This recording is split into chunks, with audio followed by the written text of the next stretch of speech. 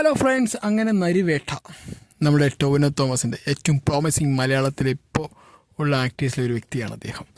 ആ സിനിമ നമ്മുടെ കണ്ടിൻ്റെ മോനെ തിയേറ്ററിൽ കണ്ടപ്പോഴല്ലോ ശരിക്കും രോമാഞ്ചിഫിക്കേഷനൊക്കെ എന്ന് പറയുന്ന സാധനം ഉണ്ടല്ലോ, അതിങ്ങനെ കോരി തരിക്കുക. കാരണം എന്തുകൊണ്ടാണ് അങ്ങനെ, നമുക്ക് ഈ ചരിത്രം അറിയാം, മുത്തങ്ങായി ബന്ധപ്പെട്ടുള്ളൊരു ഒരു സ്റ്റോറിയാണിത്. അപ്പോൾ ആ മുത്തങ്ങയിൽ എന്താണ് 2003 സംഭവിച്ചെന്നും അവിടെ അന്നുണ്ടായ നമ്മുടെ ഗവൺമെൻറ് AK ആൻ്റണി ആയിരുന്നു CM.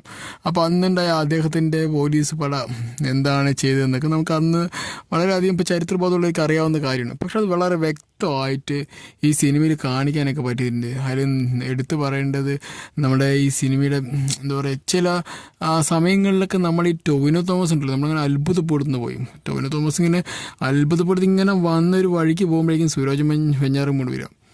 ഒരു രക്ഷയില്ല, വളരെയധികം എന്താ പറയുക, നമ്മളങ്ങോട്ട് പിടിച്ച് ഇരുത്തിപ്പോവും. നമ്മൾ ഫസ്റ്റ് ഹാഫ് കണ്ടുകൊണ്ടല്ലോ അതിങ്ങനെ പോകും, നമുക്കറിയില്ല. ആ ഒരു ഇൻസിഡൻസും ആ സംഭവങ്ങളുമായി ബന്ധപ്പെട്ട് ഇങ്ങനെ നമ്മൾ അറിയാൻ ഓരോന്നും ആകാംക്ഷ ഇങ്ങനെ, കാരണം നമ്മൾ കേൾവി എല്ലാം തന്നെ നമുക്കിങ്ങനെ പത്രങ്ങളും മറ്റുമൊക്കെ അങ്ങനെയാണ് ഈ പരിപാടിയെക്കുറിച്ച് നമ്മൾ അറിഞ്ഞിരിക്കുന്നത്.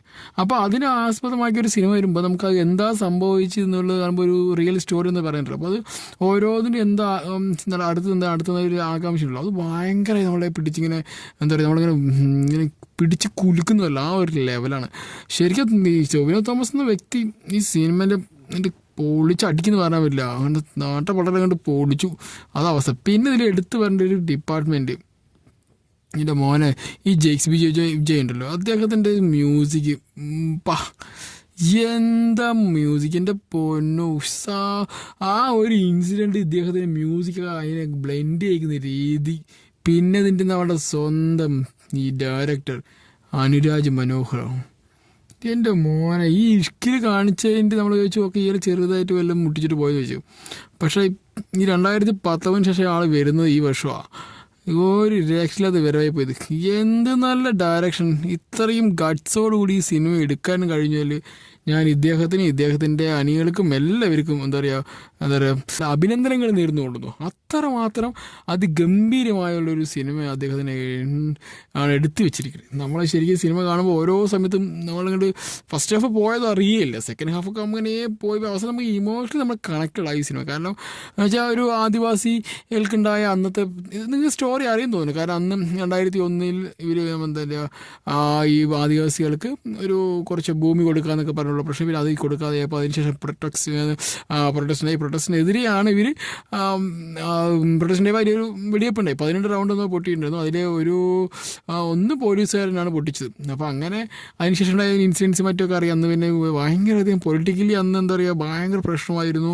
പിന്നെ അന്ന് ഗവൺമെൻറ്റിൻ്റെ എന്താ പറയുക, ഗവൺമെൻറ് വീടിൻ്റെ ലെവലിലുള്ള ഒരു ഇൻസിഡൻസൊക്കെ ആയിരുന്നു.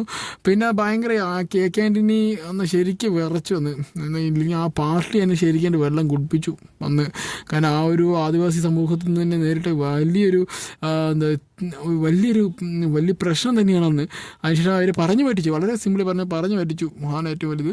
അതിനുശേഷം പ്രൊട്ടസ്റ്റിൻ്റെ അതൊക്കെ വളരെ വ്യക്തമായി സിനിമയിൽ കാണിക്കുന്നുണ്ട്.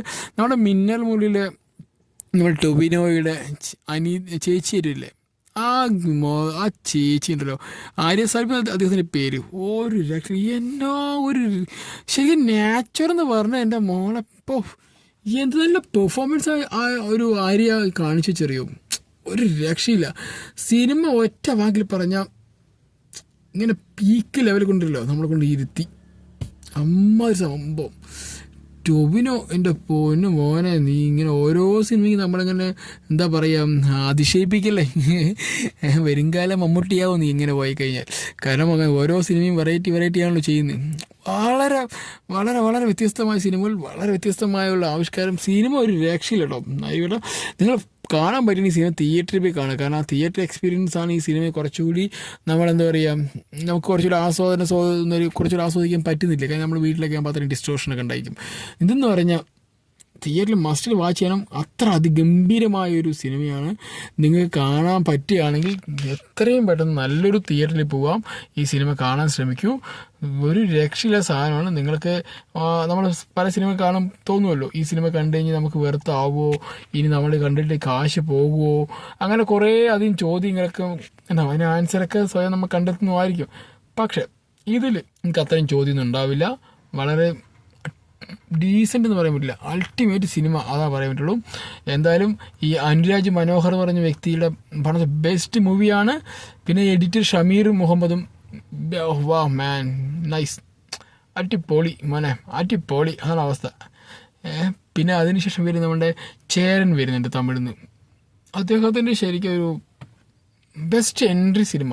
കാരണം ഇതുപോലൊരു സിനിമ അദ്ദേഹത്തിന് ഇനി ചെയ്യാൻ പറ്റുമോ എന്ന് ചോദിച്ചാൽ ചെയ്യാൻ പറ്റുമോ ചെയ്യും. പക്ഷെ ഇപ്പോൾ ഈ നിലവിൽ ഈ സിനിമയ്ക്ക് ഇപ്പോൾ നമുക്ക് പറയാൻ പറ്റുള്ളൂ, ഇനി വരും കാലത്ത് നമുക്ക് അറിയത്തില്ല. പക്ഷെ ഇതൊരു ഒന്നൊന്നര സിനിമയാണ് അദ്ദേഹത്തിൻ്റെ, നല്ല അടിപൊളി സിനിമ.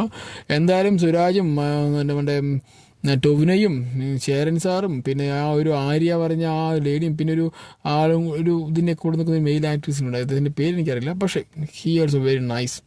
ശരിക്കും ആ ഒരു വിഭാഗം നേരിട്ട ആ ഒരു പ്രശ്നം ഇപ്പോൾ നമ്മൾ കാണിച്ചൊരു മനസ്സിനെടുത്ത് ഇത്രയും മനോഹരമായി കാണിച്ച അനുരാജ് മനോഹറിനെ ബിഗ് സല്യൂട്ട്. പടം കത്തിക്കേറി മക്കളെ. ഇത് ഇനി വരും ദിവസങ്ങളിൽ ഇതൊരു ചർച്ചയാവും. ഇതൊരു അന്നുണ്ടായ ഏക്കാൻറ്റിൻ്റെ മുട്ടുപറിച്ചതിനെ കുറിച്ചൊക്കെ ഇനി ഒരുപാട് ചർച്ചയുണ്ടാകും. എന്ത് സംഭവിച്ചതിനെ കുറിച്ച് ചർച്ചയുണ്ടാകും. എല്ലാം തന്നെ ചർച്ചകളാവട്ടെ. ഇങ്ങനെയുള്ള കാര്യങ്ങൾ നമ്മൾ ചരിത്രം മറക്കാതിരിക്കട്ടെ. ഇനിയും ഒരുപാട് സിനിമകൾ ഇതുപോലെ വരട്ടെ. അതിലൊക്കെ നല്ല നല്ല ആക്ടേഴ്സ് വന്ന് നമ്മൾ അഭിനയിച്ച് നമ്മളെല്ലാം അതിശയിപ്പിക്കട്ടെ എന്നും കൂടി പറഞ്ഞുകൊണ്ട് എൻ്റെ വാക്കുകൾ നിർത്തുന്നു. Okay, bye, see U.